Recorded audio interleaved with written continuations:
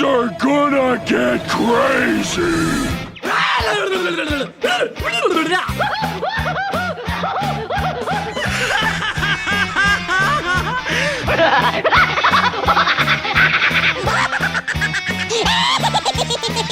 Most everyone's mad here. Welcome back, everyone, to AniMat's Crazy Cartoon Cast. How are you all doing, everyone? I hope you all had a great weekend. I know I had a bit more of a relaxing time, but also a pretty busy time, especially with all the reviews coming up, including the review for Wish, which I am currently working on right now. I did manage to go and get an advanced screening of it, so that's going to be coming very soon. And I know a lot of people are pretty eager to know what my opinion on that may be, especially with the fact that, surprisingly enough, the reviews have been pretty mixed so far, even a little bit lower than what Disney would regularly get, but you'll see what I will have to say. So some may be probably surprised of my opinion towards the film, but either way, the review will be coming out. I am currently working on it. That's pretty much the whole gist of what I had to say. But anyways, we are not here for the review. We are here for AniMat's Crazy Cartoon Cast. And for this episode in particular, I already have something set up in which we are definitely going to have a fun time, including one story in particular that I know that many of you have been eagerly awaiting for me to go and talk about, especially when last week there have been so many different animation news that came out, especially with the actor strike being over, and now I can go and talk about movie trailers again.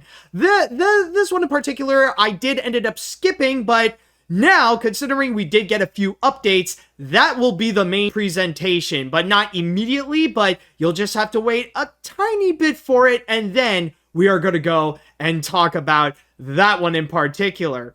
But anyways, we still got plenty more to go and discuss, including a whole bunch more trailers, and we are definitely going to have a fun time with this one. So with all that said and done, I would like to go into the chat wall, and I would like to ask you all, are you ready for today's episode of AniMat's Crazy Cartoon Cast? Let me hear it, folks. Are you all ready for this? Alright, let's see now. According to the chat, yes, people are prepared. That's wonderful to see. Alright, so glad to hear it. Glad that people are all prepared. And so, with that said, it is now time that we shall go and get things started. And with our first story, or at least with our first couple of stories, we actually got trailers for Netflix projects that are in the category of stop motion. And we might as well start things off with something a little bit light, something a little bit relaxing, an appetizer before we get into some of the bigger stuff. And I know something that will be a bit more calming, but something that could be pretty nice to see, especially if you are a fan of this particular franchise. So with that said, let's go ahead and start off our first story by looking into the trailer for the upcoming series, Pokémon Concierge. I'm supposed to start working here today. My name is Haru. I wonder which Pokemon we'll meet today. And that is Pokémon Concierge, the upcoming Pokémon series that is going to be coming to Netflix starting December 28th. Now, if you guys know me, then you probably do know that I'm also a huge fan of Pokémon. In fact, it's probably the game that I would go and play the most on my Nintendo Switch, especially with Pokemon Sword and Shield, and even right now with Pokemon Scarlet and Violet. So definitely a fan of the games. I wouldn't necessarily go and extend to like the anime. Like I did watch a good chunk of the original anime back when I was a kid, like with the first few adventures that Ash had, like in Kanto, Johto, and even a little bit of Hoenn as well. And I used to collect the card games when they were first released, but I never actually played them. So really, I'm more of a fan of the actual main Pokemon RPG games.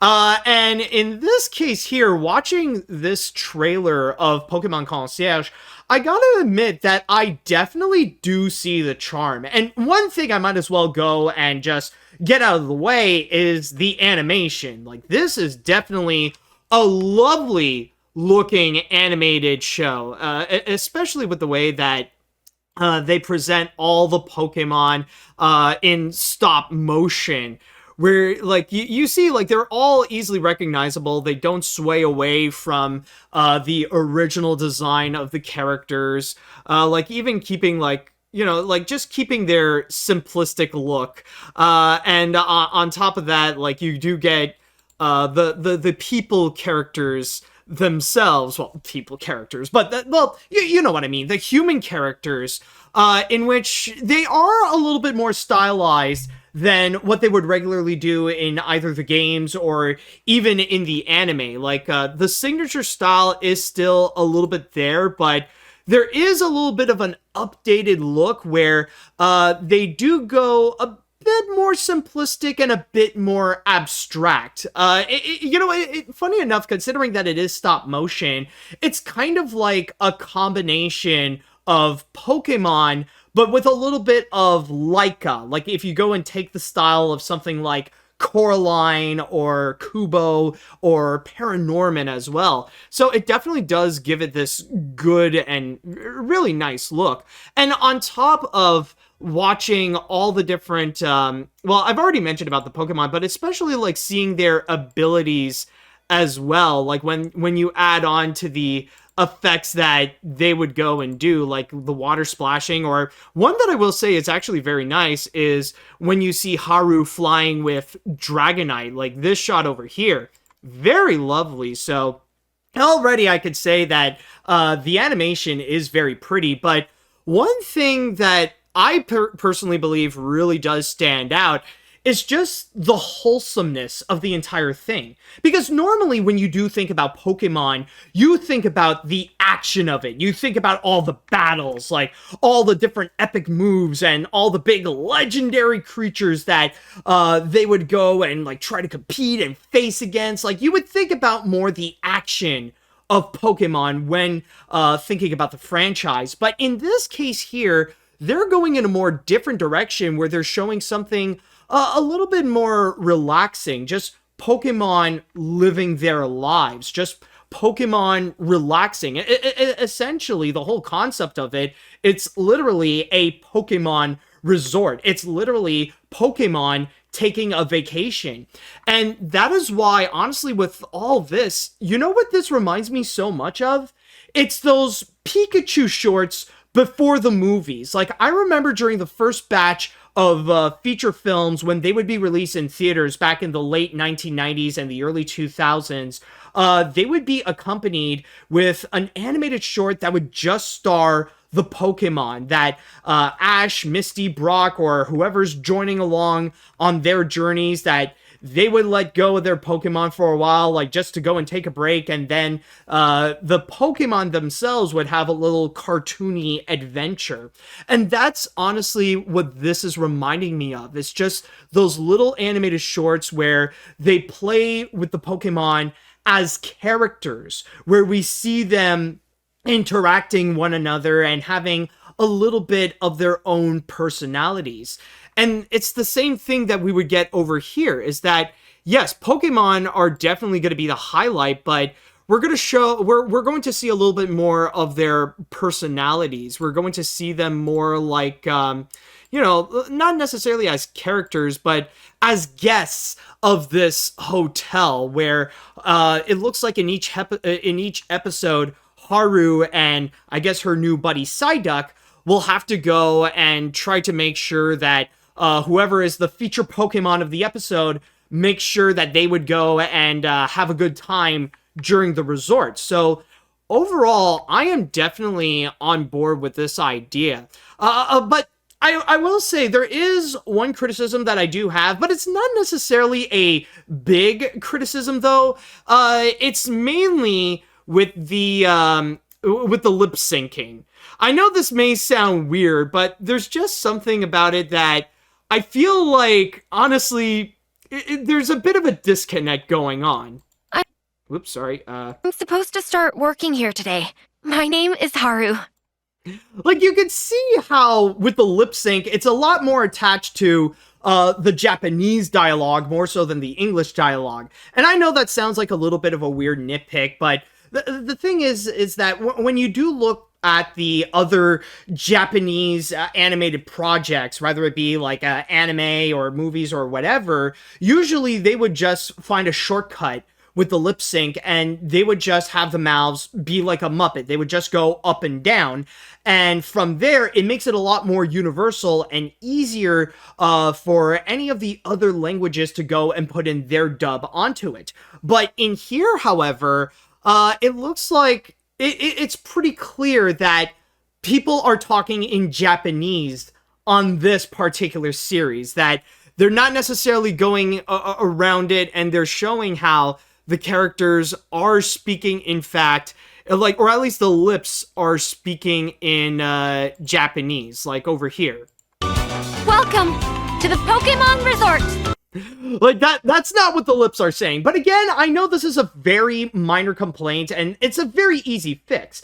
That's why, personally, I think by the time I would go and watch this, I'm going to be watching the Japanese sub, just so it makes it easier for, you know, it makes it a lot easier for me to connect the voice with the character. And yeah, like, I'll have to, like, read the subtitles, but, like, I'm all right with reading sub, you know? Like, I don't necessarily care much about watching something that's either dubbed or subbed.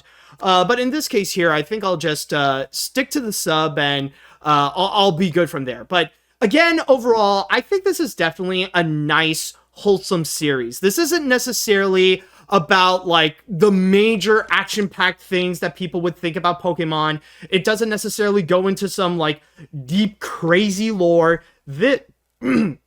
Excuse me. This is just about Pokemon relaxing. Like, I would even go as far and say that, well, I don't know if this would necessarily be the case, but this is something that I can imagine that for fans and non-fans, that they could just go and enjoy. Like, if they just want to go and put up something that is wholesome, something to calm them down, something that they can go and relax as they would watch some kind of cartoon, Pokémon Concierge looks like it's the kind of series that can go and deliver on that. So, honestly, as a Pokemon fan, I am eagerly awaiting to see how they would go and develop some of the personalities of these Pokemon.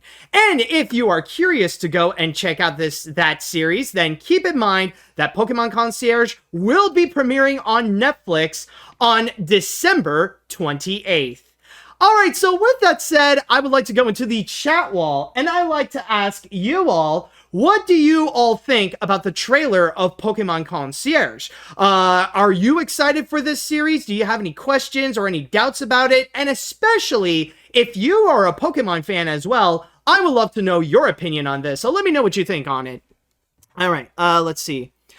I'm actually pretty surprised at how cute this show looks. The Pokemon franchise translates super well into stop motion. The voice acting holds a lot of charm and appeal, and I love the laid-back tone of the setting. I'm going to give this a go, but how come when the trailer began, I was getting the Love Boat vibes? Wait, are they gonna do the Pokemon?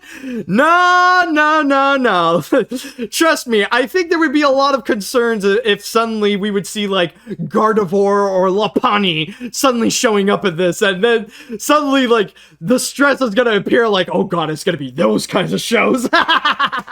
No, but you are correct, though, regarding the voice acting. I know I said that, like, it was a little bit off, just hearing the English voices with the lip sync, but that doesn't take away from the talent that was put into the voice acting. And I will say, yeah, the voices, so far, they sound pretty good. They sound, they sound like they are doing a pretty good job, and that they do care with, the work that they are doing on this. This is, so again, this is not to take away the talent that they are putting onto this. Also, I just realized this, and it just popped into my mind. But honestly, looking at Haru and looking at that shirt, or like the Hawaiian shirt with the Oddish and the Bellossom, I kind of want to get that shirt. That actually does look like a really nice tropical shirt that I would be down to have. All right, let's see what else we have here. This is super cute. I'm not into Pokemon, but the stop motion designs and animation are cute and really nice looking. I don't think I'll watch it, but maybe it'll be a nice comfort show to watch. It's chill, happy, and simple. I can see why this exists. It's not about battles or big world-ending threats. Just an audience insert, aka Haru, hanging out with Pokemon. Let's hope that they have enough clay for a future season 2. Well, in this case here, it doesn't look like they're made of clay. And that's an interesting thing about this, is the fact that you could tell, like, honestly, they really do show off the materials that the Pokemon are made of. Like, rather it be, like, with felt or stuff like that. Well, honestly, that's, like, another thing that I feel like is pretty charming about the animation of this is the fact that they don't hide the fact that it is CG. They don't hide the materials that they are made of, especially like when you look at the eyes. Like you could tell that the eyes on this side duck, like they're just, you know, it's just a sticker. But then again, it does work to stay true to the design. So honestly, hey, I mean, it really does work, and it does. You know, it's nice to see that it adds a charm to the series. All right, let's see. What else we got here? A stop-motion Pokemon show where they hang out on a tropical island instead of beating the snot out of each other is certainly an interesting take of the franchise. The animation has a very cute, handcrafted charm about it. The English lip sync is a bit weird, but name me one Japanese series that doesn't have that problem. Now, if only the games have this level of care put onto them. I mean, I guess it depends on, like, which games you're talking about. Again, I'm a huge fan of those. But yeah, honestly, like, yeah, you do bring up a good point, too, that, like, you know, like, if you listen to an English dub to an anime, some people will find it a little bit weird and just off-putting. So, you know, that is definitely true. All right, what else? What other comments would we have over here? Okay. While I myself am not a huge Pokemon fan, this trailer looks really charming. The animation looks really well done, and it just looks like it could be a fun and relaxing series. So overall, this looks like this could be a lot of fun. All right, let's see. Pokémon Concierge looks so cute, but was not expecting this to come into North America, though it would be a Japanese, Hong Kong only thing. Love to see Pokemon do something different, like in the case, tried to do a Pokemon version of the Animal Crossings concept. This might be the third best thing Pokemon has ever done outside of Pokemon Conquest, DS games, and Pokemon PG-13 rated Pokemon Origins miniseries. This is going to be an amazing way to wind down after a long day of art class. All right. Let's see. What else do we have? Okay, well, this is unexpected. Someone wants to try to promote on the chat wall. Well, not necessarily promote their stuff. They're asking if they want to go and promote my thing. I don't know. Well, it's like, this is not the time to go and talk about business. All right, I think I'll just read... is there any other comments? I don't think so, surprisingly. All right, so I think in that case, we will go on to our first break. And when we do return, we do have one other Netflix trailer of a stop motion project that we are going to go and check out. But in this case here, this will be a lot bigger right now. This is actually going to be not a series, but a whole movie. And one that has often been talked about. So stay tuned for that one. All right, welcome back, everyone. Now, on our next story, once again, we got another trailer for another Netflix project that is indeed stop motion. But this is one that a lot of people have been waiting for a while. In fact, it's been over 20 years since we have seen these characters, especially when they put out a movie that was just absolutely fantastic. In fact, some people could argue that it is one of the most beloved and one of the most highly praised stop-motion animated features out there. But after all this time, they are indeed coming back, and I know we've had a bunch of discussions about it before, but now we are getting a lot more of a first look of what this is. Or at least now we are getting a bigger picture of what this movie is going to be until it shall be released next month. So with that said, let us jump on to our next story as we are going to check out the trailer for the upcoming Netflix and Aardman animated feature, Chicken Run: Dawn of the Nugget. Cock-a-doodle-doo!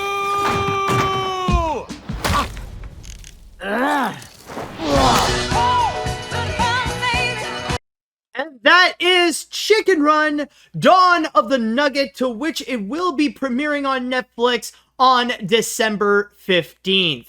Now, with that said, there is another piece of news that did come out in relation to Chicken Run: Dawn of the Nugget, or specifically from the studio that made this, Aardman Animation. And it was something that caused a little bit of a panic across the internet. And that is specifically with this article here from Telegraph, to which they have revealed that apparently Aardman is running out of clay. And not just any clay, but the clay that they would go and use to make their movies.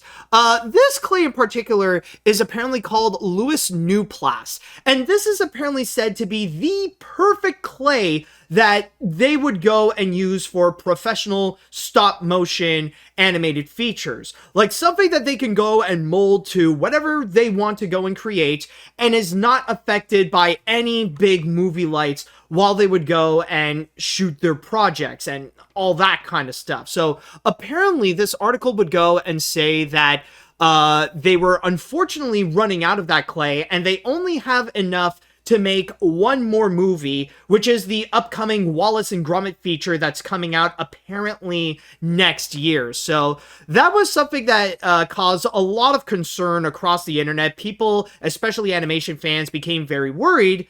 That was until today, or on the day that I am recording this, in which Aardman actually stated they actually did put out a message in regards to the entire situation. And they stated that, well, it turns out that they're actually fine. And I'm just going to go and read you from my source on Aardman's Facebook page, which, by the way, this is a message that they spread all across their social media. And it says right over here, "We are touched about recent concerns over the future of our beloved clay creations, but wanted to reassure fans that there is absolutely no need to worry. We have high levels of existing stock of modeling clay to service current and future productions, and much like Wallace and his workshop, we have been tinkering away behind the scenes for quite some time with plans in place to ensure a smooth transition to new stock to continue to make our iconic productions." So, in other words, yes, they know that, the company that would make the Louis Newplant clay, the Louis Newplant clay, I don't know why that was so hard to say, that the company that would make those unfortunately shut down, but they do have a backup plan, and not only are they good with the supply of clay that they have right now, but they also have a plan of what they will do in order to have more clay in the future so that they could keep on continuing with their projects. So good news is Aardman is actually okay. But now with that out of the way, let's get back to the subject that we are here to talk about, which is Chicken Run: Dawn of the Nugget. And with this one, I will say, like, I know in the past, I feel like I know I've previously mentioned that I felt a little bit iffy, because I will say this, I love the first Chicken Run movie. I thought it was fantastic. I had a lot of fun watching it, and I feel like it's one of those movies that, while it is technically more of a parody, I feel like it kind of broke new grounds. It's the kind that, like, the parody is so good that it ended up setting a brand new standard of the genre that it's trying to parody. Which in this case, Chicken Run is basically an entire parody of prison escape films, but it ended up becoming one of the greatest prison escape films out there.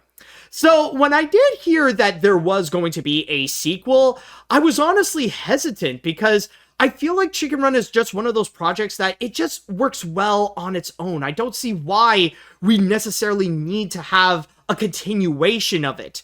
But then I watched the full trailer and I saw like everything that they would go and supply. Well, not necessarily everything, but from watching what they are offering with this trailer, to be very honest, I don't think this is going to be something that will be as good as the first, but I could see where it could be enjoyable. Like, I'm not gonna lie. Like, of course the animation is absolutely fantastic. I mean, it's Aardman Animation. They know what they're doing with stop motion, and this entire thing here definitely looks awesome. I definitely also like how they did the chicken, what is it? The Funland Farm. Like the way that they would go and present the entire place as like this synthetic utopia. This definitely looks nice. And I will admit that, and on top of that, like I can imagine, of course, the action is going to be a lot of fun. Like that I know at the very least, Aardman is going to deliver in terms of the action. And with this chicken run in particular, it looks like they are promising for this to be more action-packed, especially if it's going to be for the sake of rescuing all these chickens from being turned into nuggets. But also, one thing I was a bit surprised about is the fact that there are some moments that are legitimately funny. And I don't just mean like a few good, a few nice little chuckles here and there, but some that I actually find like they were great jokes. Like probably the funniest one for me is like right at the start with Babs, when she made the bicycle, like this part here. Bonnie wee hen. I made her a bicycle. Oh, what a lovely thought. Like that was nice. That I honestly thought it was a pretty good joke right there. Okay, that is actually good. So I'll give it to it that, all right, the animation is definitely nice. It does have some funny moments. So in that regard, it does give me a bit of a better impression that at the very least, I'll have an enjoyable time with Chicken Run Dawn of the Nugget. But then there are other factors that I do feel like they are pretty weak. And that is especially when it comes to the story, or at least what they are showing with the opening of the story. And this is when we do see Molly becoming more of, well, not necessarily a grown-up, but like now that she became older, suddenly, like this movie just throws in like a massive pile of cliches. Suddenly, like now we're getting into like tiresome tropes that like not only that some movies would still keep on using, but like these are the kind of tropes that feel tiresome even back when the first Chicken Run was released, back in like the late 1990s and the 2000s and stuff like that, where we would get the more rebellious girl who wants to do her own thing. She wants to leave her little paradise and explore the world more. And then you would get the main characters, which in this case, like Ginger and even a little bit of Rocky, like now their personalities have been transitioned into the concerning parents, where their top priority is the safety of their new child character. So in that regard, and like even at that, like even as it continues, and then we get into the main mission of trying to break in the Funland Farm to try to rescue the chickens, like already at that point, it feels like, not like just from watching all this, I feel like the whole movie is just full on predictable. It's kind of like they already presented to me the entire movie without presenting to me the entire movie. And not to mention that I feel like there are still some questions that are left unanswered that I feel like it should be quite a priority for this movie to go and actually answer. And that's especially the case with Mrs. Tweedy.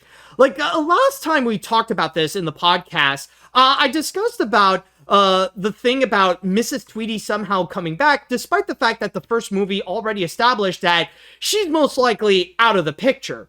But suddenly, now they decided, hey, you know what? Let's bring back Mrs. Tweedy as the villain.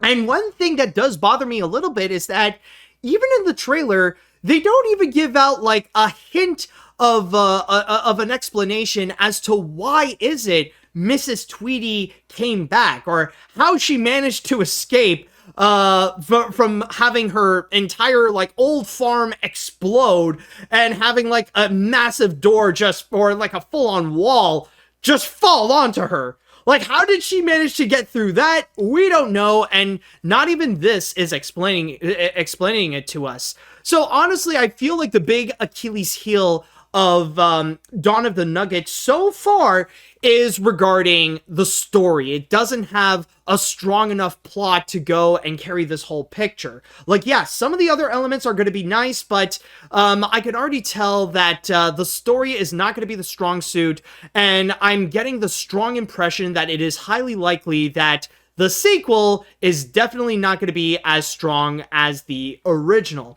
In fact, early reviews have already come out in the UK. They already had their big premiere of this movie. And apparently, this is a case where a lot of mixed reviews have come out. So, I don't know, like, maybe like they could be wrong. Maybe there's something a little bit more enjoyable in this than what the trailer presented. I mean, again, maybe this is a case that Netflix just put out a crappy trailer and it doesn't necessarily represent Dawn of the Nugget pretty well. So I'll be open to that option.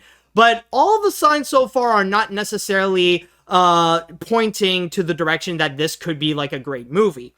However, I will say though that so far my impression from what I'm getting with this trailer of Dawn of the Nugget is that this looks like it could be a good movie.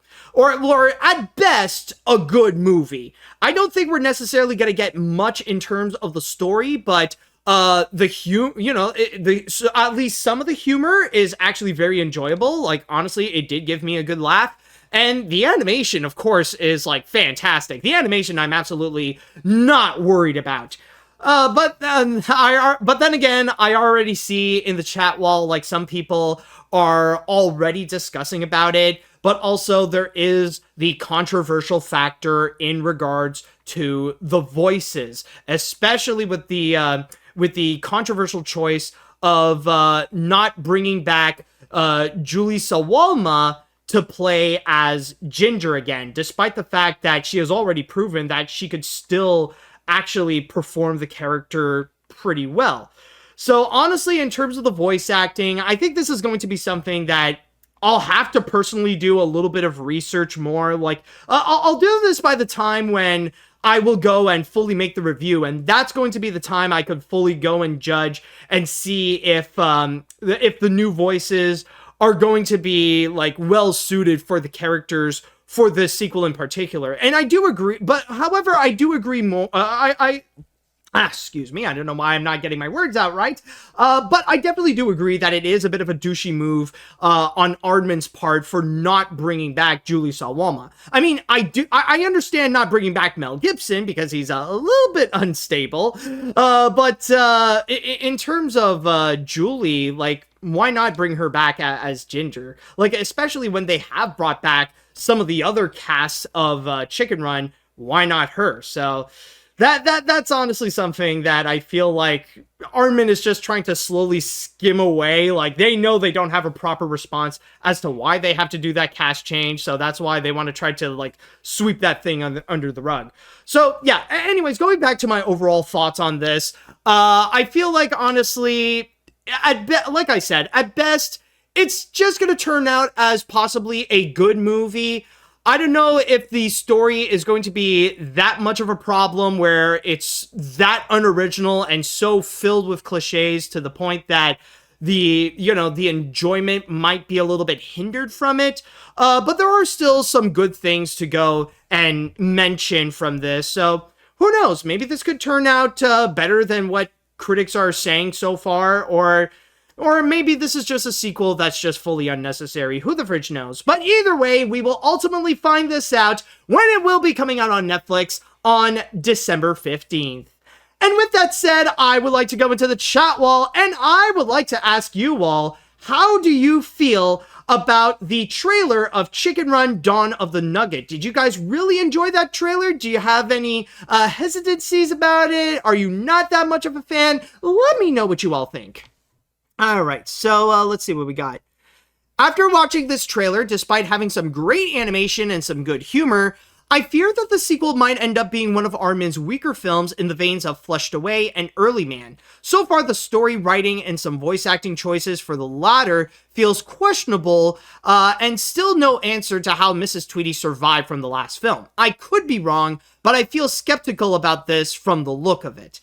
Exactly. I think that's the best way to put it. You know that this is not going to be the worst thing you're going to see, but there is like a part of you that feels like there's just something not right with this movie. There's just something about it that feels like they're not going to stick the landing well, and it won't come out as good as some of their more acclaimed works, like the Wallace and Gromit shorts, or Curse of the Were-Rabbit, or even The First Chicken Run.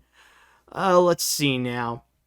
I gotta say, I think I could see this as a good movie, but not as fantastic as The First Chicken Run. But I'll definitely check it out once it's on Netflix. Also, I'm glad to hear that Armin managed to find a situation to their clay shortage problem. I do hope the folks in that clay factory are able to find new jobs soon. Also, did Armin said that they have opened they are open to CGI a while back? I definitely remember that.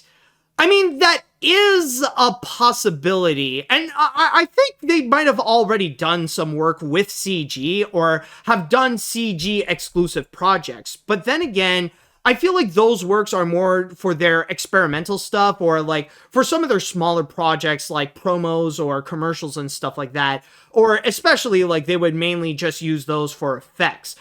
So far, it looks like the main thing that Armin does is stop motion. Like, they know that's the foundation of the company, so they don't want to go and immediately mess with that.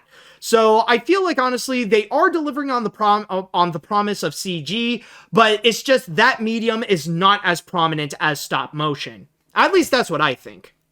All right, let's see.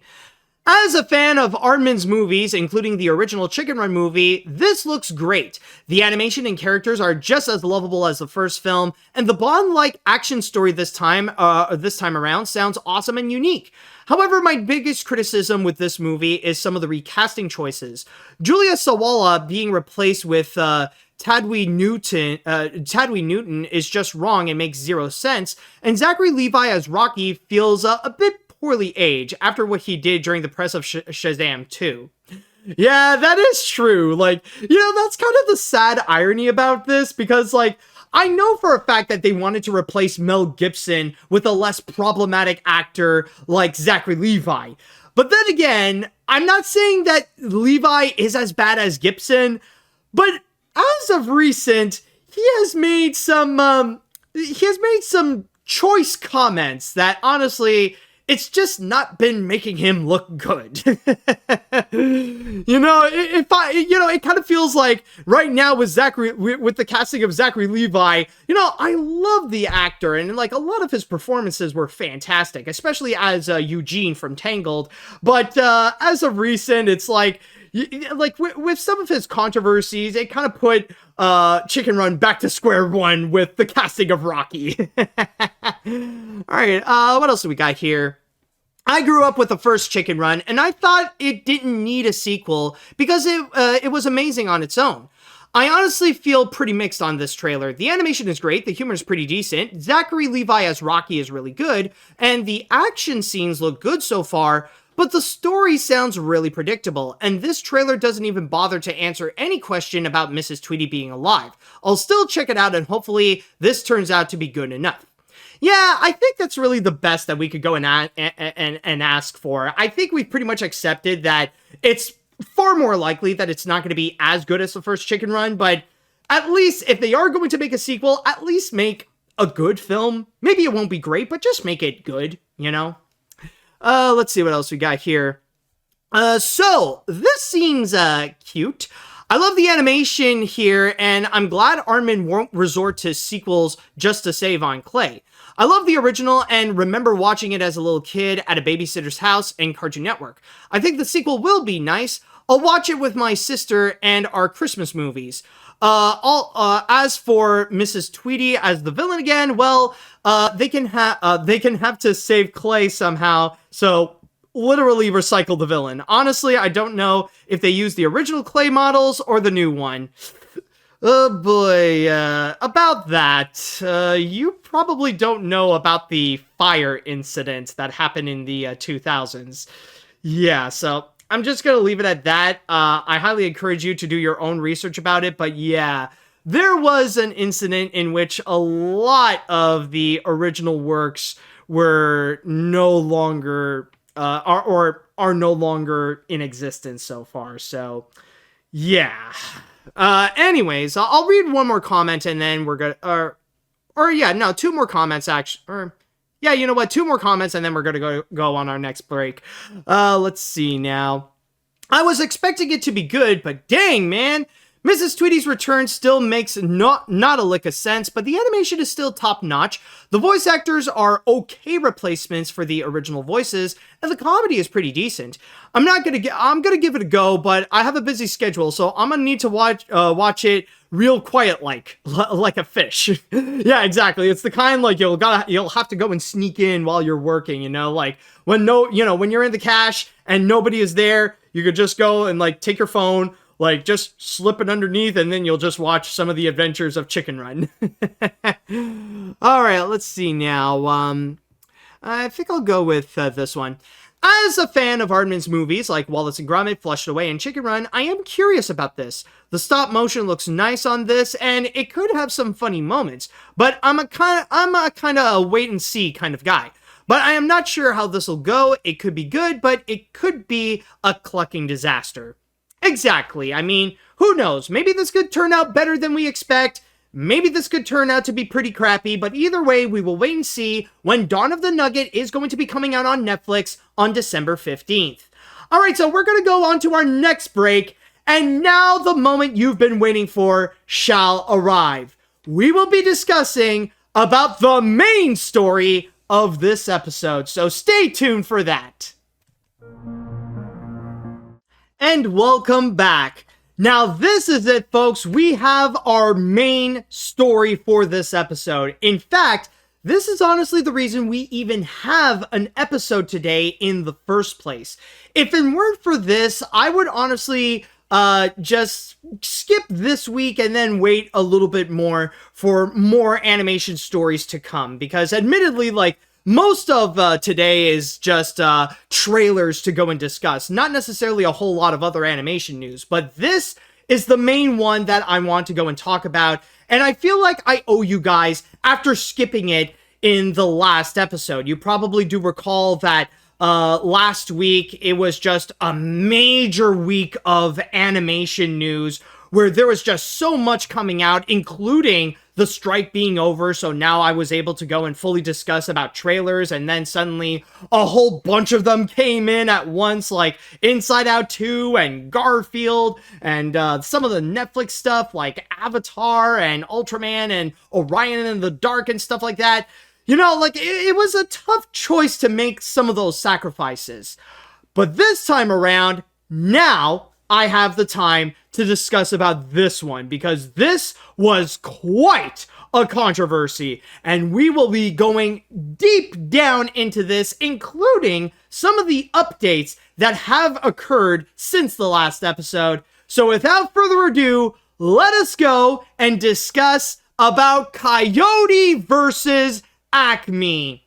Now, I will do the best I can to go and give you a summary of what has happened with Coyote versus Acme.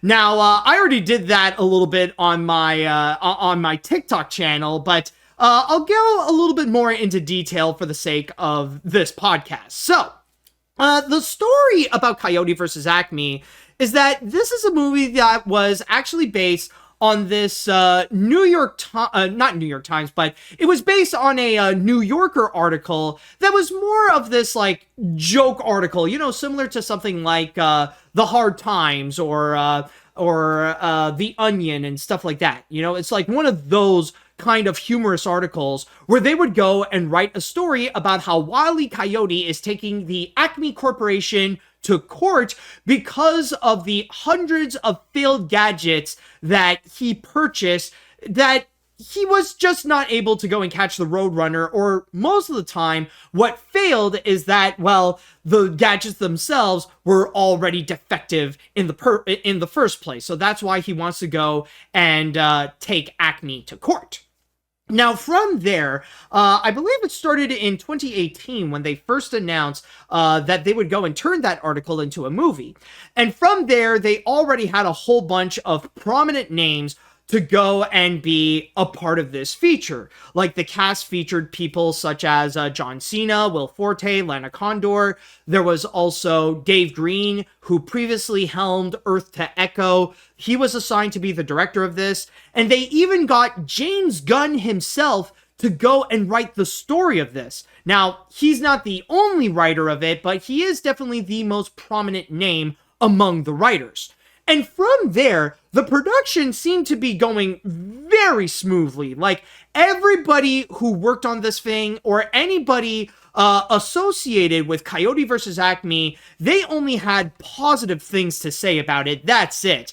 You know, nobody ever came in and said anything bad related to anything that happened in Coyote versus Acme, whether it be in the film itself or during production. Like, everybody who worked on the feature, they were all very enthusiastic about it.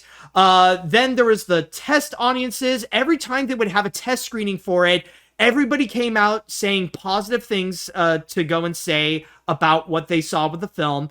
And even filmmakers who got a chance to see the movie while it was being made, they even went and praised the film by saying that it is so far the best Looney Tunes movie.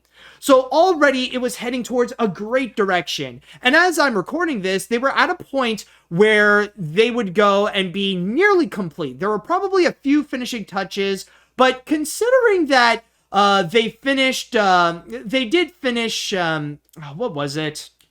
Principal photography. Like, they finished the principal photography back last year in 2022. Like, they were already pretty well ahead and probably close or somewhere near completion. Now, there were a few obstacles that were in the way that was beyond the movie's control, in which there have been some delays, like COVID, of course, like with the whole pandemic. And then there was also, well, the recent strike that has occurred that did push things back for the production, but everybody was pretty happy so far. But then came Warner Brothers. It was suddenly on November 9th, in which Warner Brothers decided that for some reason, they just didn't need Coyote versus Acme. And not only did they fully cancel it so that nobody would ever see that movie, but they did so for the purpose of a tax write-off. Yes, specifically a $30 million tax write-off, despite the fact that the movie itself has a budget of $70 million. So, yeah, it really was a moment right there. But it is worth noting, though, that last year, they did, you probably already know that they pulled a similar stunt with movies such as Batgirl and Scoob Holiday Haunt. And as much as they may try to go and justify it to say that, oh, we just didn't think it was good enough for Max or whatever, that's why we don't want anyone to go and see it. And despite the fact that, like, it didn't really work out, and, like, Warner Brothers received massive backlash from it, after they did that with both Scoob and Batgirl, they promised that they wouldn't pull that thing again. They promised that it would be the only time they would do so because... Ooh, excuse me, folks. They promised they wouldn't go and do so because they said that... Because at the time, it was during a period when Warner Brothers was just so desperate in trying to save billions of dollars and, you know, try to repay the $50 billion debt that Warner Brothers have. You know, it was for that big mission. Now, even though they promised that they wouldn't do it again, looks like they lied. It looks like they decided to say, hey, let's just go and do that again.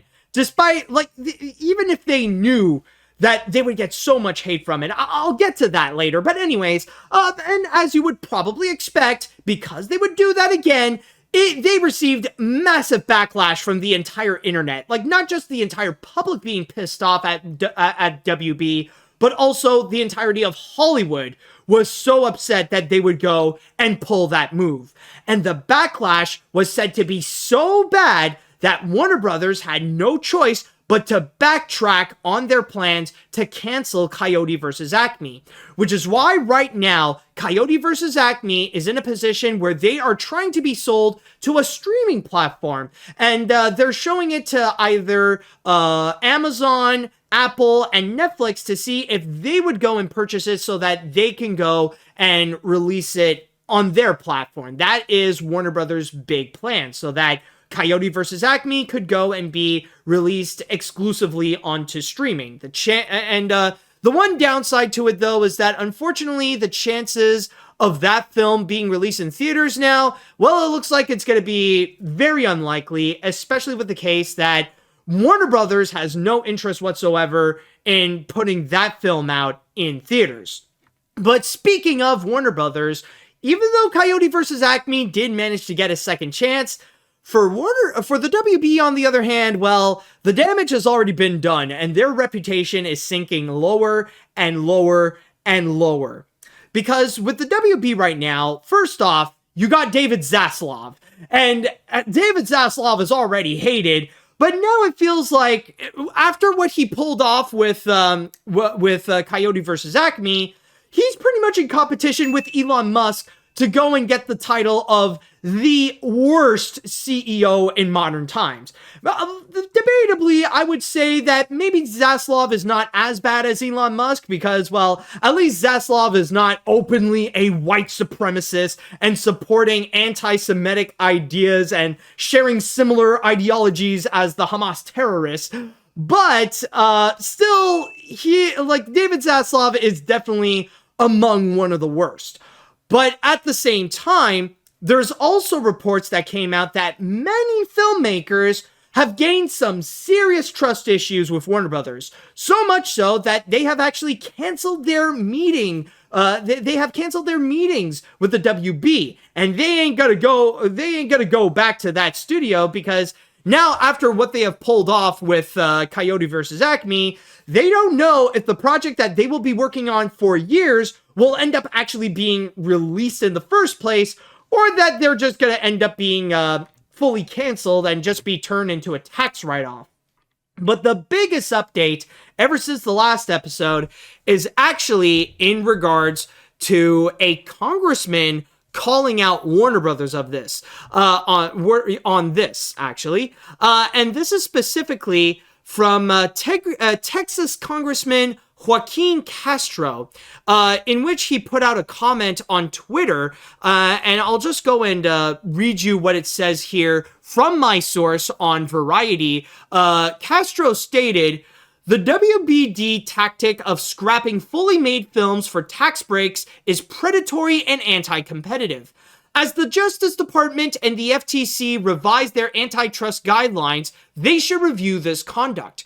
As someone remarked, it's like burning down a building for the insurance money."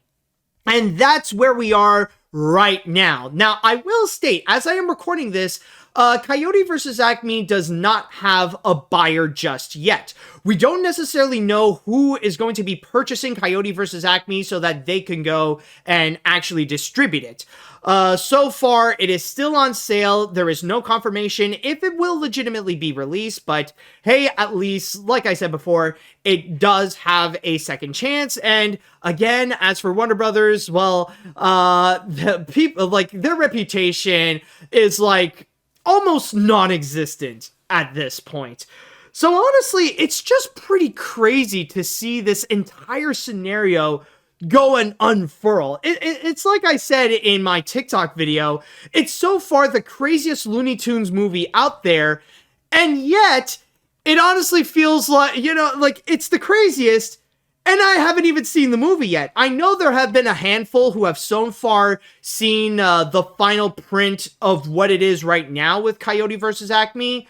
I know they are close to being finished, but I don't know if they have fully finished the feature as of yet. But still, though, it's just insane just hearing this entire story fully developed, and especially the betrayal that Warner Brothers has done with this entire scenario. That is honestly the fact that I just find to be crazy. And by the way, thank you for the subscription, son of Nun 92. Thank you so much. But anyways, back to what I was talking about. Like, that's the thing that really feels shocking. And it kind of makes me wonder, why is it that they went and do that tax write-off in the first place? Why would they go as far as to pull a similar stunt to what they did with Batgirl? Like, they must have known that they would get so much hate by pulling off that controversial move. They must have known that if they would go and, like, do another tax write-off, people are going to get massively upset, regardless of what the project may be, especially for a feature that would be so close to being finished, that has already gotten years of development that is already put onto it. And yet they still decided to do so anyways, even after they have promised that they wouldn't do so after Batgirl and Scoob. And that is the big reason why now people are having serious trust issues with Warner Brothers, not just with the public itself. Like, I can already imagine their PR is just an absolute nightmare. Like, I would say the second to worst PR so far, right under Twitter and with Elon Musk. But so far, like, their reputation has really gone down the drain, especially with this move that they have pulled off. So the people are already upset, but it's especially filmmakers who are massively upset because they felt betrayed. They felt like a promise has been broken. Well, then again, a promise has been broken, but now they feel like they can't really go and make their movies with Warner Brothers because they don't know if their movie will be turned into a movie or they will just be turned into a tax write-off. And I don't know fully about the legal scenario about all this, but yeah, there is a sense where it does feel a little bit like a scam. You know, it's just like what Joaquin Castro said on his tweet. It's the fact that this entire scenario of just trying to make an entire movie and then just destroying it just for the sake of having a tax write down just to go and save some money and to go and put and repay that debt. It really feels like burning down an entire building just so you could go and have the insurance money. It feel, you know, like, I don't know if this would count as something that is legal, but there's no denying that it is a practice that feels massively shady. You know, it really does feel like you're just manipulating artists to the point where, like, yeah, I know some people could argue that technically the people who have worked on it, they have already gotten paid, but it's not about being paid or not. It's about the art. It's about the craft that they have worked on. It's the reason why they have been working for years in the first place. And if they have been working on a movie for that much time, then they expect that there is a final product that would be put out. And I know that technically projects would come and go quickly, and it does happen in Hollywood that there are projects in which they would be in production for a while, but then ultimately they would end up being canceled. Yes, that does happen. But in this case here, for the sake of a tax write-off, it feels like there's this massive betrayal. It feels like, honestly, it's just the reasoning why Warner Brothers had to go and cancel about it. It just feels greedy and extremely inconsiderate for the people who did work on this feature. And funny enough, now it feels like it's at the point where maybe they are in legal trouble right now, especially when they caught the attention of politicians, and now they're demanding the government to go and investigate this. Now, is that actually going to happen? Well, to be very honest, I don't know. I don't know if that's really going to be the case. I don't know if it's going to be reached to that level where Warner Brothers is going to be in that much trouble. Personally, I highly doubt it. But just the fact that we've made it to this point where politicians are getting involved and want to get the government to be involved, that's already a serious problem. And that's why nowadays we are seeing so much more and more demand for David Zaslav to go and resign, because so far, a lot of his business decisions that he's doing with Warner Brothers, it's just been ruining the company more and more and more and more. It's down to the point where now, like, it almost feels like Warner Brothers is just a lost cause. Like, they should be thankful for Barbie becoming the biggest hit of the year. Otherwise, like, the future of Warner Brothers would have been very uncertain at that point. But yeah, overall, like, this really is a story that is worth talking about just on the sheer craziness on everything that has happened. It really is like watching this wild Looney Tunes cartoon just coming to life in the business world. But I am happy that at the very least, even though Coyote versus Acme doesn't have a distributor just yet, they do, however, have a second chance. And I mean, with all the positive things that we have heard about it, especially from test audiences and from critics, then it could be most likely we will be seeing it. And if I will take a guess, honestly, I feel like if there is going to be a streaming platform that Coyote versus Acme would be put out, I would say it's maybe on Amazon Prime. I feel like Amazon Prime would be the best fit, especially when they have already purchased some Warner Brothers animation projects, including some Batman cartoons, like the highly anticipated one made by Bruce Timm. I think J.J. Abrams is also involved with it, and Matt Reeves. Like, that Batman series, like, that's going to be coming soon to Amazon. And they also got another one from Warner Brothers, which is Merry Little Batman as well, the little Christmas special. So there's also that they brought in for the WB. So with that track record, I feel like it's going to be most likely that Amazon is going to be the one who will try to bring in some of that, you know, some of the Looney Tunes and some more Warner Brothers properties onto their platform. I could totally be wrong. Maybe it'll be Netflix. Maybe it will be Apple TV Plus. Or who knows, maybe we will see a massive and very unexpected twist, and Coyote versus Acme could actually show up in Disney Plus. But either way, I hope it does get that second chance. I hope it does get distributed. And yeah, just seeing how Warner Brothers is right now, after all that, it's going to be hard to imagine how they will recover from this. All right, so with that said, I would like to go into the chat wall, and now I want to ask you all, how do you feel about the entire scenario with Coyote versus Acme? Do you think what do you think the outcome is going to be of all this? Do you think Coyote versus Acme is going to be released? Do you think Warner Brothers is in serious trouble about it? I would love to know your thoughts on this. Let's see now. This news was absolutely shocking. The fact that they went ahead and scrapped Coyote versus Acme, even after all the praise it got, is just flat out disrespectful, and it just makes WBD even worse than they already have been in the past. I'm glad it was saved, but still doesn't change this.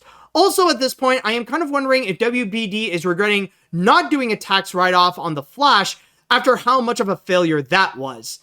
Yeah, that's kind of the weird thing. Yeah, honestly, that feels like the weirdest choice of them all. Like, yeah, you don't want to go and show Batgirl despite already, like, a lot of anticipation was put onto that feature. And yet with The Flash, you were really betting so hard that you think people are going to give a criminal like Ezra Miller a second chance, that they're going to look past at their crimes that they have committed and that have already been proven over the years. And especially coming from a franchise that was already dead, like the Snyderverse. Yeah, it really is a poor decision, and it's already something that's going to be a massive highlight of like the problems of the current state of WBD, especially under the reigns of David Zaslav. Let's see now. Holy crap, a Texas congressman actually calling out a corporation of doing something shady. Honestly, even if Coyote vs. Acme gets released, most people won't remember or care about the movie itself. They'll only know it as the movie that WB canceled or attempt to cancel for a tax write-off. I don't blame filmmakers for not wanting to work with Warner Brothers. They lost a lot of trust. Honestly, I don't think the government will do much about Warner Brothers. Just a fine that won't hurt them. Reputation reputation hurts more. Yeah, well, I mean, like, I know it seems shocking that a Texas congressman would go and call out Warner Brothers, but keep in mind that it is a Democratic Texas congressman. Democrats, they have a lot more of a conscience, or or they know how to express empathy when compared to their Republican comrades. But yeah, honestly, like, you never know. It depends on how the movie itself is going to be, because if it's really good, then at that point, people will remember it as a good movie. Keep in mind, like, there is a chance that it could turn out to be the next Nimona, because for a while, a lot of people thought about Nimona as the feature that got canceled because Blue Sky was shut down, but then suddenly was brought back. But nowadays, people remember it as one of the best animated features of the year. So let the quality speak itself first before people will go and determine how they're going to remember Coyote versus Acme. Let's see what we got. This has got to be one of the craziest news I've heard this year, and this could be perfect for a Looney Tunes cartoon about the cancellation alone. But I'm glad everyone is officially calling out on WBD that it caused the US government to consider investigating this. We need to stop David Zaslav at once. Hell, even my mom hates Zaslav and she doesn't watch movies that much. This whole thing makes me not want to work with WB because of the fear of tax write-offs. Exactly. And I know for a fact that you're not alone on this. This is currently how filmmakers feel about it. Like, they would rather go and work on a Disney movie or a Universal movie or a Sony movie. Like, at the very least, regardless of, like, how the production is going to be, they know that with those companies, they're more likely to have their movies be finished and released when compared to Warner Brothers. Let's see what else we got here.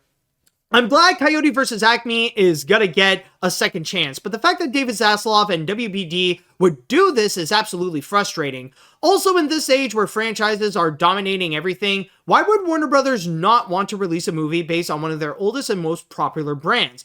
God, when will they finally realize that the Looney Tunes are as strong and popular of a franchise as something like DC or Harry Potter? Yeah, man, that is a good question, but in terms of the Looney Tunes popularity, I mean, it's tough to say. I know it is still very popular amongst animation fans, but when it comes to the public, I think I can safely say that it's not as big as either DC or Harry Potter. It would require the effort of Warner Brothers themselves to go and show to the public why the Looney Tunes are an important franchise, why they are considered to be so popular. But then again, I guess after what has happened with Space Jam: A New Legacy, like, Warner Brothers is not necessarily as interested in the Looney Tunes. So really, it just, it's kind of a tough scenario because they're pretty much the gatekeepers of that franchise, but they don't seem to really show that much interest. I mean, this could be a bit of a controversial statement, but the way that Warner Brothers is treating the Looney Tunes is a little bit like how Disney is treating the Muppets. Like, there's already a very prominent fan base that absolutely loves the Muppets and the Looney Tunes, and they know how significant they are, not just in terms of, like, as a franchise on their own, but, like, in terms of cinema in general, but the companies don't really seem to go and do much with them. All right, I think I'll just read two more comments, and then we're going to go on to our next break. When I first heard this news of what David Zaslav and his Yes Men is doing towards Coyote vs. Acme in pulling another tax write-off like what they did towards Batgirl and Scoob Holiday Haunt, that was the most stupidest thing that WB was doing I've seen this year. Thankfully, it is being saved, but that's a horrible thing to do. It's so bad that you got a congressman to get involved in this mess. WB is the one studio that new filmmakers should stay away, and how Zaslav is ruining the studio right now. F him. All right, let's see. The story is crazy, with not only WB getting into a lot of trouble, but it goes to show how much of a disaster the Warner Brothers Discovery merger has been. But it is nice that Coyote vs. Acme is getting a second chance, especially with good word of mouth it had gotten. Plus, hopefully, this could potentially lead to not only David Zaslav getting the boot, but also getting blacklisted from the entertainment industry because of how he has been ruining the studios is downright unacceptable. Well, I mean, if this is going to it would be insane to imagine that Coyote vs. Acme caused the firing of David Zaslav, but ultimately, we will have to wait and see with how things go with that. Alright, so we're going to go on to our next break now, and when we do return, we will be discussing about an unexpected sequel that has been announced, and we will see if we can go and answer the question for now. Is it too soon? Well, we'll find out later. Alright, now let's jump onto our next story, to which we will be discussing about Disney, and this is going to be quite a week for the company, especially with the fact that coming very soon will be the release of their latest animated feature, Wish. But it's not just that though. This week, since it will also be American Thanksgiving, it will mark as a very special occasion. It will soon be the 10th anniversary of one of the biggest animation phenomenons in history, Frozen. And what a coincidence that there is also a news related to Frozen that has been announced. Not only the fact that are we getting another Frozen movie, but also the fact that we are getting another Frozen movie. Yes, it has been revealed by Bob Iger himself that Disney Animation is working on a Frozen 4. Now, you may have recalled earlier this year, Disney has already announced that there are going to be several sequels that they are going to be working into, some of which from some of their biggest animated franchises. They have revealed they're going to be making a Toy Story 5, they're going to be making a Zootopia 2, and that they would go and make a Frozen 3. But apparently, on top of that Frozen 3, now they are also going to do and make a Frozen 4, which again has been confirmed by the CEO of Disney, Bob Iger. To which he has actually made a comment about this, reading from my source here again from Variety, stating, Frozen 3 is in the works, and there might be a Frozen 4. But I don't have much to say about those films right now. Director Jennifer Lee, who created the original Frozen and Frozen 2, is hard at work with her team at Disney Animation on not one, but two actual stories. Now, we don't necessarily know much about these two upcoming Frozen films, but one thing that has been confirmed is that songwriters Robert and Kristen Anderson Lopez have been confirmed to come back to go and write new songs for both these features. So, overall, that is the big thing that they have revealed. The fact that there is going to be a Frozen 3 and also a Frozen 4. Now, one thing that I would like to go and state right now is that I am actually a fan of the Frozen films. I think the first movie is absolutely fantastic and easily among the best movies that Disney Animation has put out in recent years. A wonderful feature. They did a fantastic job with that. And as for Frozen 2, while I don't think it's as good as the first, I consider it still to be a great movie as is. It's just like one step under the first Frozen movie, but still great. So I'm a fan of it, and even to this day, like from time to time, me and my friends, we would watch it, and we would have a good time, especially when it comes to singing the songs. So yeah, so with that said though, even though I am a Frozen fan, I do feel hesitant about the announcement that they are going to be making more Frozen films, and that is with the S, especially the fact that now they are doing a Frozen 4. And not only the fact that a fourth movie is being produced, but the fact that they have announced it not only not long after they have announced the third movie, but the fact that technically the third movie is still in pre-production. It is still in that phase where it's kind of announced, and I highly doubt that the animators at Disney have even started working on the official animation as of yet. I think so far, like, I'm just making a guess, but I feel like Disney Animation right now, they're still in pre-production. They're still trying to figure out how to work on the story. Even though Jennifer Lee herself did state that she's very enthusiastic about the third film and that it is heading towards a great direction, so far, like, they're still trying to map things out about what they are going to do with that third movie.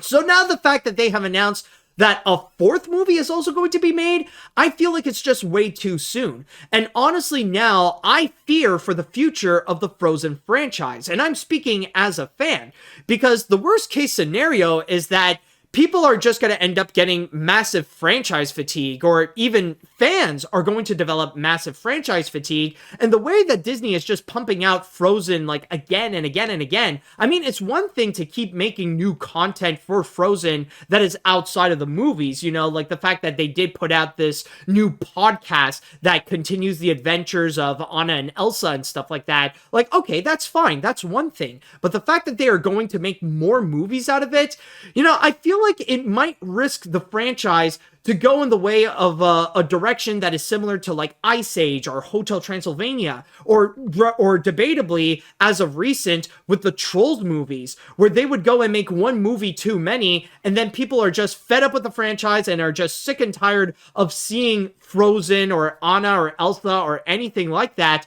And the franchise would just no longer be popular. It would no longer be profitable. And suddenly, like, its relevancy would just slowly fade away. Like, that's honestly a reputation I don't want Frozen to go and have. Like, they were already in a great spot, like, with the two movies as is. Like, you don't want to risk, like, trying to go and ruin that. And especially the fact that, like, suddenly they want to slip in a fourth movie while they're still starting with the third movie. That's honestly a little bit much. And especially like when you're, especially the fact that it is a fourth movie. Like, you know, there's something about like any movie franchise when they would go and create a trilogy and then they want to keep pushing it further, like making a fourth film and so on. Like, that's at the point where, like, I don't know, like, that's the part where, regardless if you're a fan or not, like, it feels a little too iffy, and it feels like right now the companies are just, like, trying to force too much to try to make that an ongoing franchise. Like, even with Despicable Me 4 that's coming out next year, I really like the Despicable Me movies, but I don't feel like we really do need a fourth movie. I don't feel like, honestly, like that we need to keep this franchise going by making a fourth Despicable Me film. I don't know. I feel like that might be a little bit much, but that's just my opinion. But yeah, honestly, like, I will say, at first, I feel a bit hesitant and a little bit more concerned of the fact that Disney wants to go and make a fourth movie and have Disney Animation try to work on that at the same time as the third film. But then I heard about a theory. Now, there's been a theory that's been going around the internet that some people are trying to justify the reason why Disney is making a third and fourth movie at the same time. And I'm not gonna lie, it is one theory that I personally feel like could actually work. It feels like a theory that does legitimately make sense for the fact that Disney would be making these two films together. And that is the fact that they're not making a Frozen 3 and 4, but a Frozen 3 Part 1 and a Frozen 3 Part 2. And that's the big theory that people are passing around. The fact that they want to make Frozen a big two-parter. The fact that they are making this one epic story that is so big, that is so tremendous, that they got to go and split that into two parts. And honestly, in that regard, if that is true, it really does explain a lot with what they are doing at Disney Animation. It does explain why there needs to be two more Frozen films instead of just one more Frozen film. The fact that there is this one story that they have, it's just so tremendously big. And it's like something that is so epic, so action-packed, you know, something that is like massively impactful that there's no way that they would have to go and like cut off some scenes so that they could just shorten it into just like this 90 to 100 minute feature. They cannot do that. That's why they want to go and make a two-parter so that all the details they want to go and include are featured in this Frozen movie. Like that would be the big reason. And honestly, in that regard, it actually makes a lot of sense why they would have to go and make those two films together, especially with the fact that, like, considering that they have to simultaneously work on these two things, because the perspective would be more like they're working on one major story that, you know, they're working on a big story that would take like 3 to 4 hours to tell, but they would have to go and split that into two parts. Now that, okay, it does make sense. But there's also another reason why that theory actually does make sense. It's actually because even though it is nearly mythological, it almost never happens that an animated movie would have to split itself into two parts in order to tell one big story. It does manage to work out. Like we have actually seen a recent example that does actually work out. And that is Spider-Man Across the Spider-Verse. Keep in mind that Across the Spider-Verse is only a part 1. In fact, it was originally called Across the Spider-Verse Part 1.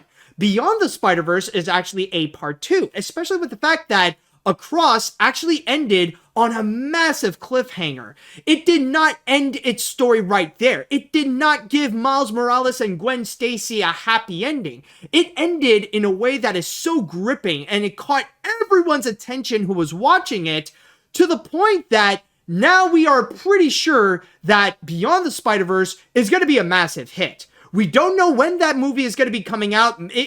There's a chance that it might be released in 2027 or in 2028. But we know the anticipation is there because we know people are excited to see the conclusion of that massive story that they have established with Across the Spider-Verse.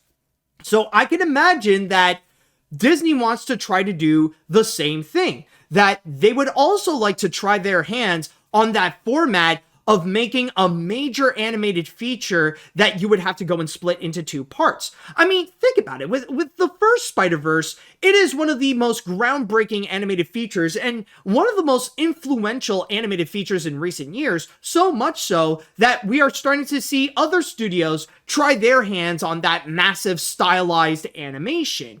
And even Disney nowadays, they're starting to do that as well, with Wish coming out with their own stylized look that goes a little beyond, that tries something a little bit more different than their typical CG animated features. So it would make sense that Across the Spider-Verse would go and influence other studios to go and make their own Part 1 and Part 2 movies. And I can imagine that could be the case with what they are doing with Frozen, that they want to make this an epic adventure and give a valid reason for Anna and Elsa to come back and make it so big that now they got to split that entire scenario into two parts, that they got to find a way for Frozen 3 to establish a major story and end off on a massive cliffhanger that has audiences on the edge of their seats and really make them want to go and watch that Frozen 4 or that part 2 of that Frozen story.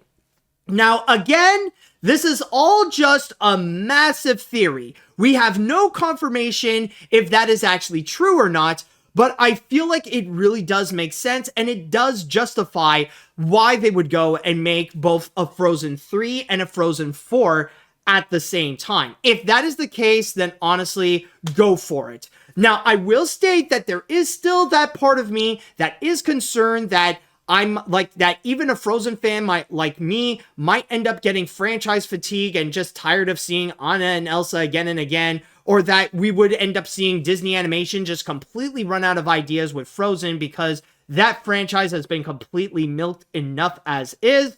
But still, though, we'll just have to wait and see with what they are going to do with the next iteration of Frozen movies. I feel like we are not going to get an announcement until the next D23 Expo, which is going to be in 2024. We'll still have to wait until that time when it does happen. But still, though, I feel like right now with what we got, it's just going to be a wait and see. I understand the idea of a Frozen 4 alongside a Frozen 3 that's going to be coming out. That's not an appealing idea. I get it, and it really does seem like Disney is trying too hard to milk Frozen for everything it's got. But if they do have a solid plan, if they do know what they're doing, and if they have an idea that can really execute well for having those two movies, especially if they are making a two-parter, then at that point, maybe this could be worth it. But we will have to wait and see. All right, so with that said, I would like to go into the chat wall once again, and I would like to ask you all, how do you feel about these two new Frozen films? How do you feel about the fact that we have an announcement for a Frozen 4 and the possible theory of the fact that maybe the next Frozen movie is going to be a two-parter. Let me know what you think on this. Let's see now. If Disney thinks we're going to stand for them making a fourth Frozen movie when a third isn't even out yet, they're right. We're already seated. I'm more accepting of them being 4 Frozen movies than there being 4 or 5 Toy Story movies. I still feel like there's plenty of story potential for the series. Still, we have to make sure Wish is a hit so we could still have original movies. Also, if you're excited for Shrek 5 and Kung Fu Panda 4, you cannot be mad at Disney for making loads of sequels. Yeah, that is honestly true, because I know, like, the Disney hate is still trending, especially on Twitter, and, like, you know, it's an easy way to grab likes and to get clout and stuff like that, but it would feel hypocritical to get mad at Disney for making several sequels of, like, Toy Story and Frozen, but you would feel excited if Universal would go and make another Kung Fu Panda film or a Shrek 5 and stuff like that, you know? There is a little bit of a hypocrisy right there. Let's see now. Go home, Bob Iger, you're drunk. Personally, Frozen is my type of movie, and it's one of the reasons why I want to do animation. I have a strong soft spot for Frozen 2. Sure, Frozen 3 is understandable, but Frozen 4?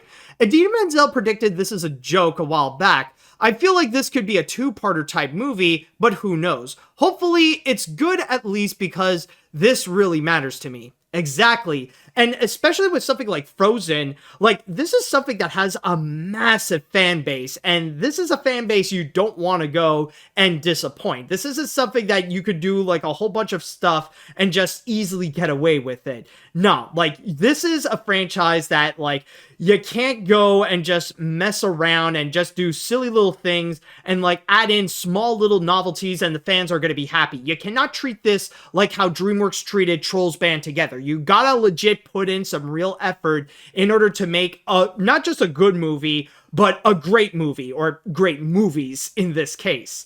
So yeah, I know, like, by making another Frozen film or making 2 more Frozen films, the pressure is on at Disney Animation. Okay, let's see here. When I think of the idea of making movies as turning into a franchise, I really think personally it really should take more of their time than just going head on to make even more movies, not just making them all willy-nilly. Puss, for example, did exactly that, so why really rush? Still, I hope it's a 2-parter deal. Like, considering if they go into a territory of epic proportions, then I'm down for it. Hey, it worked for Tangled the series. Hey, that is definitely true.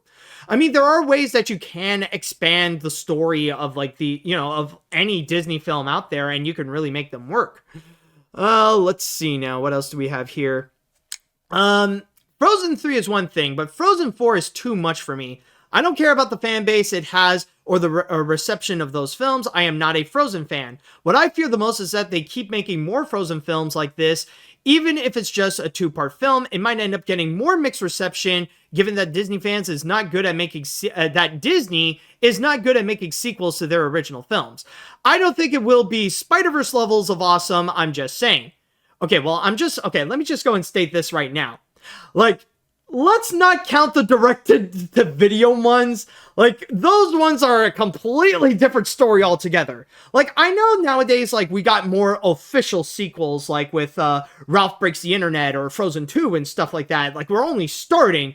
But still, though, like, I know Disney doesn't have a great reputation with sequels, but that's, like, a completely different thing altogether that is not Disney Animation's fault. Okay, let's see now. As someone who is not a Frozen fan, a fan of the Frozen films, the news of a third Frozen movie didn't surprise me. But since they announced they're making a 4th Frozen film when Frozen 3 is still in development, I'm just so baffled at how early Disney would announce this so soon. Overall, I'm not looking forward for Frozen 3, and especially not looking forward for Frozen 4. Sorry, not interested. Yeah, I mean, I will give it to you. I do share that sentiment that I think that's the biggest problem of all this. It just feels way too early of the fact that they would go and mention that there's a Frozen 4. Honestly, I feel like Bob Iger should have saved that until the D23 Expo, honestly. There's no reason why there needs to be an announcement why we should have a Frozen 4. It feels like a little too out of left field, and like, I think Bob might have dropped the ball on that one. Let's see, what else do we have here? What other comments would there be? Okay, I'll go with this one. When the announcement came out, my reaction was just, another Frozen, really? They're gonna run this thing to the ground, are they? And it came out not long after the announcement of Frozen 3, so I don't know if it'll work like the previous films. Although I'm intrigued if it'll be a two-parter. That'll be cool. Speaking of fatigue, another theory could be that the Marvels bombed at the box office as people are getting tired of superhero films. I mean, that could also be a possibility, and maybe that might be the reason why Bob Iger made that announcement. It's mainly because of, like, it could be PR control with the poor reception that the Marvels have at the box office so far. That could honestly be the case, but I don't know. Who knows? Let's see. I'll read one more comment before we go on to our next break. Okay. So I think that theory sounds more plausible. People will be skeptical about a fourth, so seeing how well received Across the Spider-Verse had and the money it made, yeah, I think they'll pull a Frozen 3 two-parter. I'll bet with a different name. Honestly, the only issue I have that might change the course of production is the Animation Guild contract next year. How the production will stop because of a potential strike. That could, that's gonna be, honestly, that, I don't know. Honestly, you do bring up a very good point right there. Honestly, like, with the Animation Guild and how that, if there is going to be a strike, or if the negotiations will go well, that we're just gonna have to wait and see. I think, like, we'll wait until the time comes, if there is going to be a strike, and if the new contract is going to cause a massive effect onto the animation industry, and especially towards the animated content that we watch. Alright, so with that said, we are going to go on to one more break, and when we do come back, we will go and watch one more trailer. And since the holidays are going to be coming up, we might as well go and unleash the holiday season, or the Christmas cheer with our son of a fish. I don't know what's with my indigestion. Anyways, I'll go and sort that out. We'll be right back. And now, everyone, it is time that we will finish this off with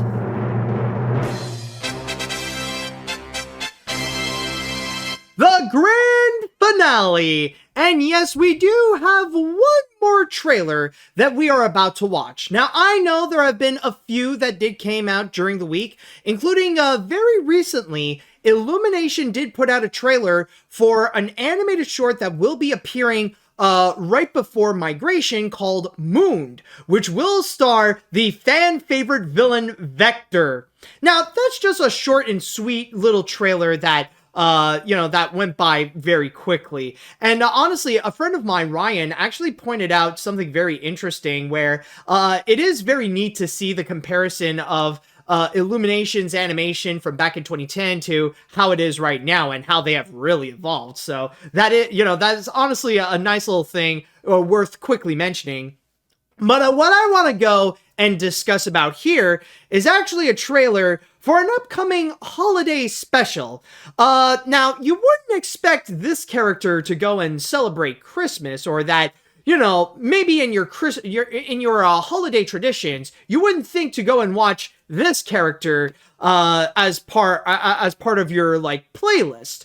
But then again, maybe they will go and change that up, especially with what Amazon has to offer directly from Warner Brothers. In fact, this was actually something that I've just mentioned not too long ago in this episode. So with that said, let's go ahead and check out the trailer for the upcoming holiday special on Prime Video, Merry Little Batman.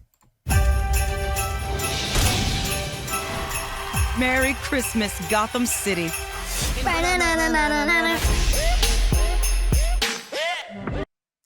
And that was Merry Little Batman, to which that is going to be coming out on December 8th. And I think that is, I think it is safe to say that this is definitely a different take on Batman. And I know that when it comes to depicting Batman, there are, like, of course, there are many different ways, but how fans would go and react to this, well, honestly, it can vary. And I know that, I'm just going to go and say this right now. I know for a fact that this is not for people who want to take Batman seriously. Like, I know there is, like, a group of people out there who love the iconography of Batman as, like, a figure who is, like, dark and brooding. And whenever they would go and see Batman being treated as a little bit as a joke, or, like, taking the Batman franchise into something that's more comedy-oriented, like, that would be a bit of a turnoff for them. So I can imagine that this will be something that might have a little bit of detractors amongst the Batman fan base because, well, the style that they are going for is not for them. And not to mention, even the animation, I will say it is definitely a unique take on this. I won't say that it's bad, but it is interesting to see Batman being depicted this way. Especially, like, honestly, I feel like with how they are being shown here, you know what it reminds me of? Like, this is a comic style, but I wouldn't say this is like comic books. In fact, there's like one image I want to see, like, I don't know where it is. Oh yeah, like, you know, okay, well, like, yeah, this is one good example, but like right at the beginning where you see Batman you know, like when he took on the Riddler right over here, like, honestly, it reminds me of comic strips.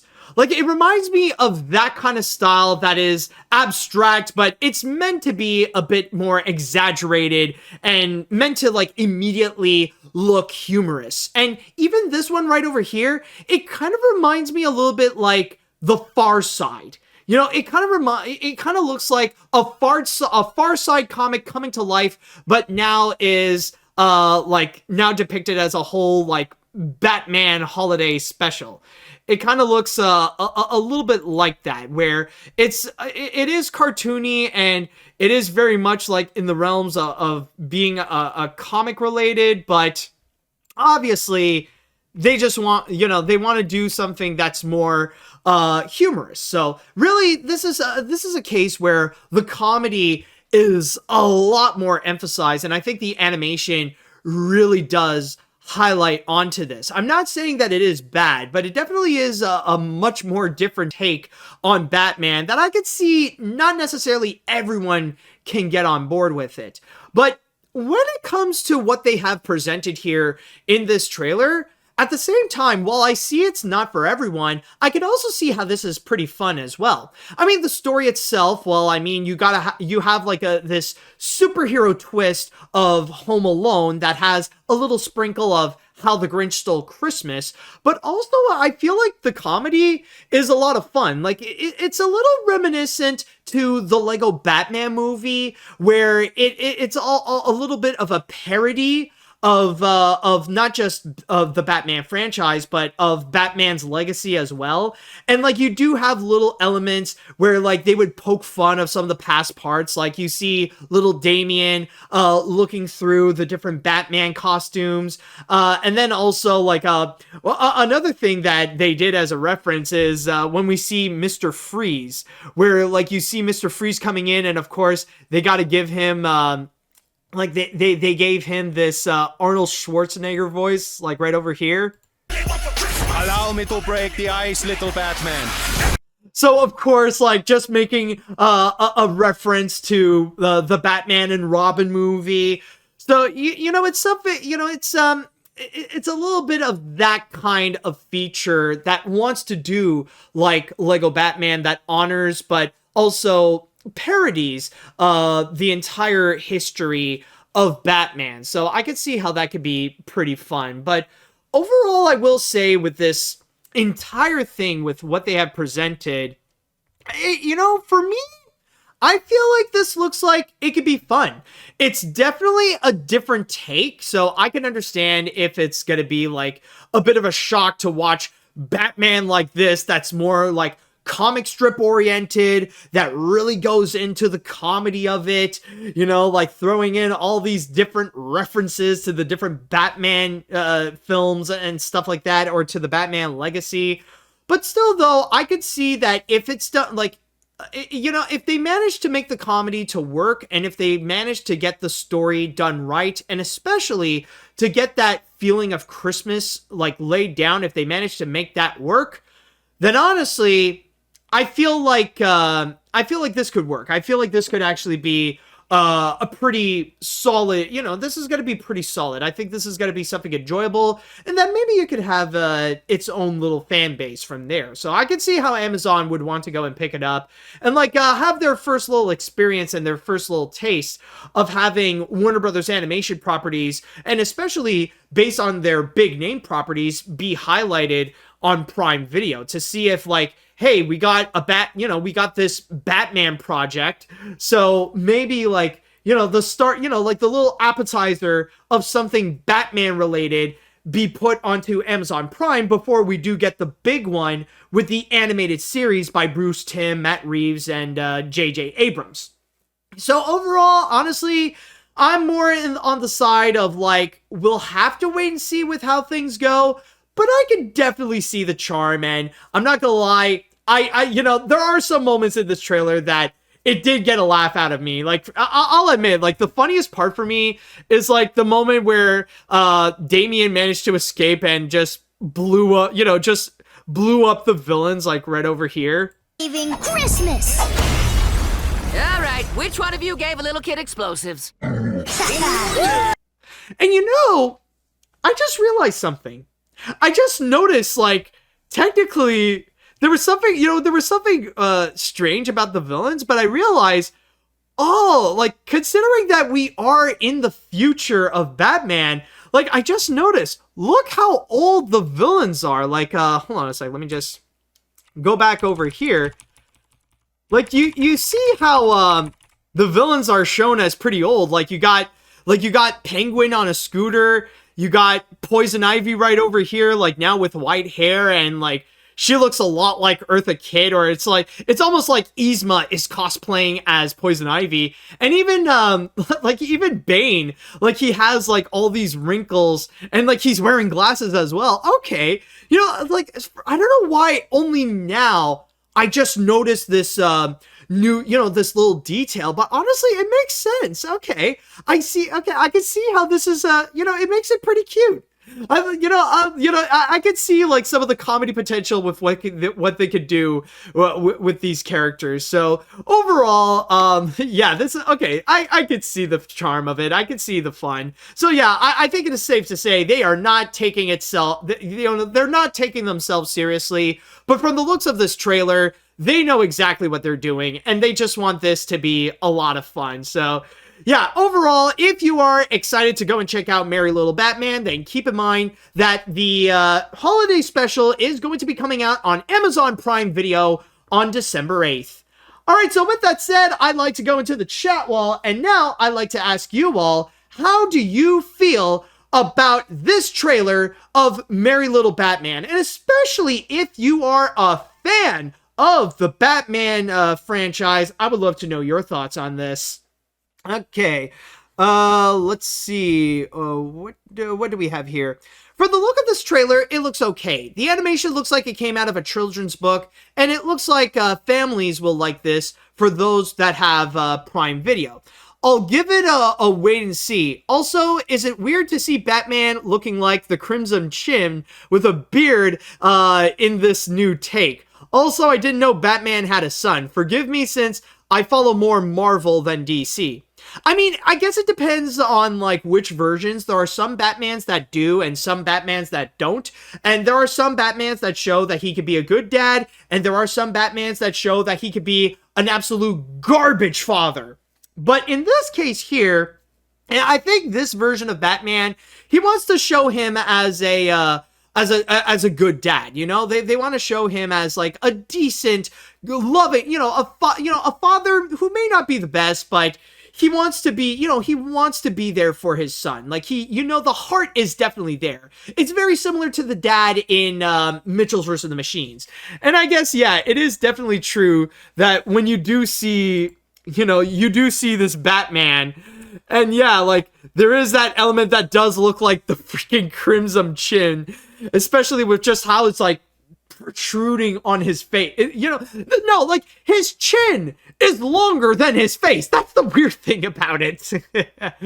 All right, let's see what other comments do we have over here. This is a very unique take on Batman. I also like the comedy is really funny as well. And Batman and Damian are really likable so far, with Damian being a kid that just wants to be like his dad, and Batman trying his best to be a great dad. Also, Batman kind of looks like the Crimson Chin, like we have mentioned. I might check this out during the holidays. Exactly, and I think that's one thing that I did like the most about it. Thank you for bringing that up. But I feel like, honestly, like, one thing that does manage to make it work so far, at least with what they are selling, is that it does have heart.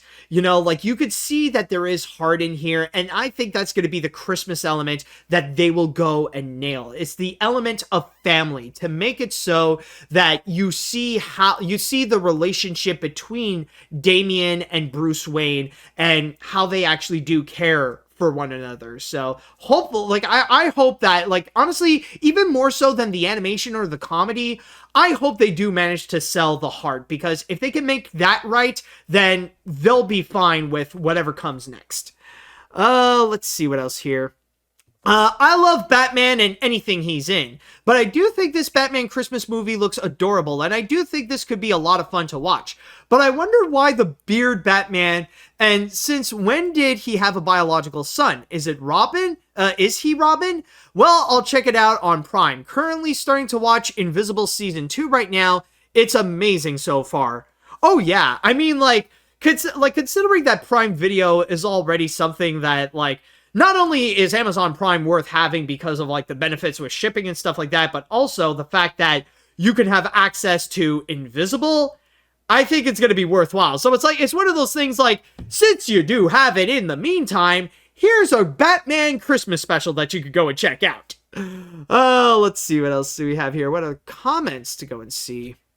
If I may, it looks sort of interesting. Not really immediate to go into it, but I get it. However, for the designs, yes, I do see the comic strip design. Although another thing to add is that it also looks like those silly Christmas cards I'd see in places like Hallmark, while at the same time, it also looks like a children's book, like the Darth Vader and Son silly little designs.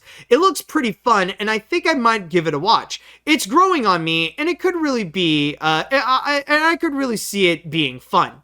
And you know what? You actually bring up a very good point, and I think that's the best way to go and describe the designs. Like, probably what they're going for, like, maybe not necessarily the comic strips, but really they want to go with silly, humorous Christmas cards. I think that could be the goal for the art design in here. And yeah, it is true. It does look like something that you can go and get, in Hallmark. If you want to be goofy, if you want to make the person you want to send the card to go and laugh, like, I could see how this is, this is something that, like, people would go and want to have. I could see this be turned into, like, a Christmas card. So you do actually bring up a very good point on this. All right, I think I'll read one more comment before we cap this off. I am a Batman fan. I could see where this Christmas special could work, especially getting towards more families, but the enemies and doesn't seem to sell on me. Oh, but the enemies doesn't seem to sell on me. It feels like this is more of a mad sketch than the actual special itself, especially with the villains. I mean, who knows? Maybe this could work. Maybe this won't work. But I know for a fact, like I said, this won't necessarily be for everyone. But we will see with how things will go when Merry Little Batman does come out on December 8th on Amazon Prime Video, by the way. And with that said, I believe that should do it for this episode of AniMat's Crazy Cartoon Cast. Let me just put up the title right over here. There we go. So with that said, I would like to say thank you all so much for listening and so much for watching on this. And also, I would like to go and say that if you would like more wacky adventures and more crazy news stories to go and talk about in AniMat's Crazy Cartoon Cast, then keep in mind, please go and subscribe onto the AniMat's Crazy Cartoon Cast Twitch channel, on the AniMat's Crazy Cartoon Cast YouTube channel, or the AniMat Live Twitch channel. And at the same time, don't forget to listen to me on whatever podcast service you're listening to, rather it be on Spotify, Google, Amazon, or on iTunes. So with that said and done, I would like to say thank you all so much for listening. Thank you all so much for watching. And until next time, see you later, dudes.